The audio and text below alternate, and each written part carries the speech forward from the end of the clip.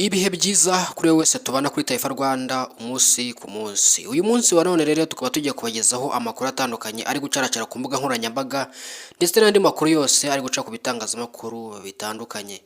Naho ngiye turi kubana nitwa Eric Taifa. Nkwibutsa iyi video niba wayikunze uyisangije inshuti zawe kugira ngo ujye uhora umenya amakuru umunsi ku munsi uko amakuru yifashe, yewe amakuru mashyashya atandukanye ndetse n'imyidagaduro, politike, imikino ndetse n'ibindi bitandukanye. Uyu munsi wa none rero tugiye guhera ku nkuru ya Israel Mbonyi. Israel Mbonyi aka kanya kuri itariki 5 Ukwakira mwaka wa 2025 akaba ari gukora igitaramo muri BK Arena aho yakoze konseri idasanzwe. Uyu munsi wa none rero arimo afite ababyinnyi, arimo kuririmba neza cyane. Ngira ngo kubanyarukiyeyo bari kubibona neza cyane ko Israel Mbonyi ari gukora ibitangaza muri BK Arena. So bwa mbere rero Israel Mbonyi yujuje BK Arena kuko mu busanzwe rwose bimaze kuba igitangaza, bimaze kuba akamenyero ko Israel Mbonyi muri izi nshuro zirenga 3 zose amaze kwitabira ibikonseri muri BK Arena yigaragaza umunsi ku wundi. Israel Mbonyi rero arakora neza cyane. Kuzuza BK Arena kuri Israel Mbonyi ntago ari bitangaza. Israel Mbonyi rero akaba yaririmbye indirimbo zitandukanye ndetse akaba yanagaragaje album yenda gusohora muri iki gihe kiri imbere. By'umwihariko ko mu mazina no kubimenyera uyu muhanzi Israel Mbonyi akaba yarigarura imitima benshi muri gospel ndetse mu ndirimbo zo kuramya no guhimbaza Uwiteka Imana. Mu bindi bitangaza Israel Mbonyi nuko ku rubuga rwe rwa YouTube ari gushyikira kuzuza abantu baresaga miliyoni 2 z'abamukurikira, kubera yuko abura abantu ibihumbi bisaga 20 byonyine kugira ngo uzuze abarenga miliyoni 2 ku rubuga rwa YouTube bamukurikira. By'umwihariko ibi bikaba bituruka ku bihangano Israel Mbonyi yagiye akora mu myaka yashize ndetse mu minsi yashize cyane akaba yarahinduye umuvuno agatangira gukora ibihangano bijyanye mu rurimi rw'Igifaransa ndetse cyane akibanda mu rurimi rw'Igiswahili. Izi ndirimbo yakoze ziri mu rurimi rw'Igiswahili zikaba ari indirimbo zakunzwe mu buryo budasanzwe Israel Mbonyi yasohoye. Izi ndirimbo zikaba zibanzirizwa n'indirimbo yitwa Ninasiri. Ninasiri imaze imyaka hafi 2 ikaba imaze kurebwa n'abantu barenga miliyoni 84 ku rubuga rwa YouTube magingo yangaya ubwo nari nkoze iyi video. Hakurikira indirimbo yitwa Nita Mini ikaba ari indirimbo imaze kurebwa n'abarenga miliyoni 50 ku rubuga rwa YouTube rwa Israel Mbonyi. Ibi bikaba biri mu bintu bimwe spoilinga cyane bigatuma akora umuziki yivuye inyuma. By'umwihariko akagenda akuramo n'inyungu mu buryo bw'ibifatika cyangwa se bw'amafaranga. Mu yandi makuru rero ni nk'ifoto ya Perezida wa Repubulika y'u Rwanda Paul Kagame yiri wicaracara ku mbuga nkoranyambaga aho abayedita cyangwa se abantu b'abahanga mu gukora amashusho bamufashe bakamwambika ikanzu. Iyi foto yagiterwaho komanteri n'abantu batandukanye.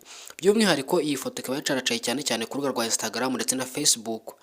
Iyi foto ya Perezida wa Repubulika Paul Kagame akaba ari ifoto yacaracaye cyane hanini. Byumvikana binagaragara neza ko uwayikoze atari umuntu wifuriza icyiza u Rwanda.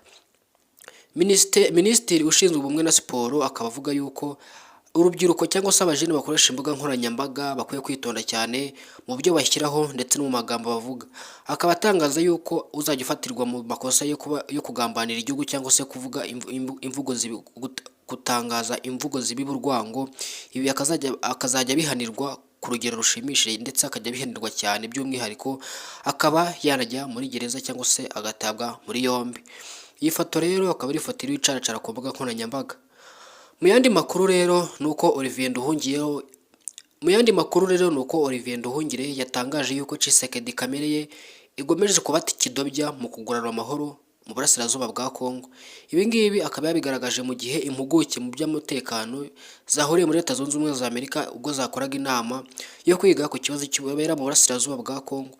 Ibi ngibi rero Olivier Nduhungire akaba yabigaragaje kuko Tshisekedi yagomeje kudobya imikoranire ndetse n'ubufatanye no kujya inama mu kugarura amahoro. Mu yandi makuru rero ayiri wacaracara ku mbuga nkoranyambaga ni nk'umubyeyi wamenyekanye ku mbuga nkoranyambaga witwa Nyiramajyambere Esperance. Uyu nguyu akaba yaramenyekanye ku mvugo ivuga ngo ahari nashonje n'izindi mvugo zitandukanye. Uyu nguyu Nyiramajyambere Esperance akaba agomeje gukoroza abatari bakeya ku mbuga nkoranyambaga. By'umwihariko akaba agomeje kugaragara mu mvugo zivuga ngo ahari nashonje. Uyu nguyu Nyiramajyambere Esperance akaba agomeje gukoroza benshi. Ikibabaje ndetse kinatangaje ni uko uyu mubyeyi wamamaye ku mbuga nkoranyambaga muri uyu mwaka wa 2025 yaje kuba yitaba Imana mu myaka 2 ishize. Ubwo bivuze ngo ni mwaka wa 2023 nibwo Nyiramajyambere Esperance yitabye Imana. Ariko abantu bagomeje gukora content ku mbuga nkoranyambaga cyane cyane by'umwihariko uyu mubyeyi akaba yamenyekanye ku mvugo ivuga ngo ahari nashonje. Amafaranga y'icyuzi yakomeje kubica bigacika ku mbuga nkoranyambaga, nk'iyi foto aba bloggers cyangwa se bano bantu b'abahanga muri mudasobwa bakoze bagakora inoti iriho amafaranga y'icyuzi. Ngira ngo murimo murayibona kuri screen zanyu, ifoto idasanzwe iriho umusaza ndetse yanditseho amagambo akomeye cyane avuga ngo amafaranga y'icyuzi, ngaho amafaranga y'icyuzi agomeje kuba amafaranga y'icyuzi. Nkwibutsa rero kugomeza kubana natwe ugahora uri updated ku nkuru zose zisohotse, inkuru zose ziriho zicaracara ku mbuga nkoranyambaga umunsi ku munsi.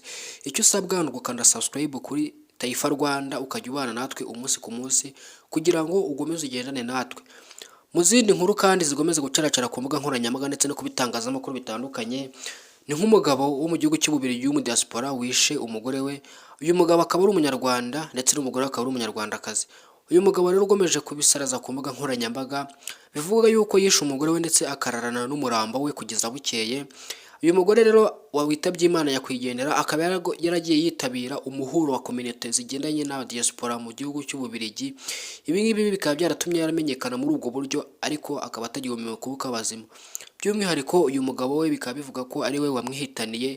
Ahanini iperereza riri gukorwa rikaba ritaragaragaza icyo aba bantu bapfaga. Komeza ubane natwe rero kuri Taifa Rwanda umunsi ku munsi.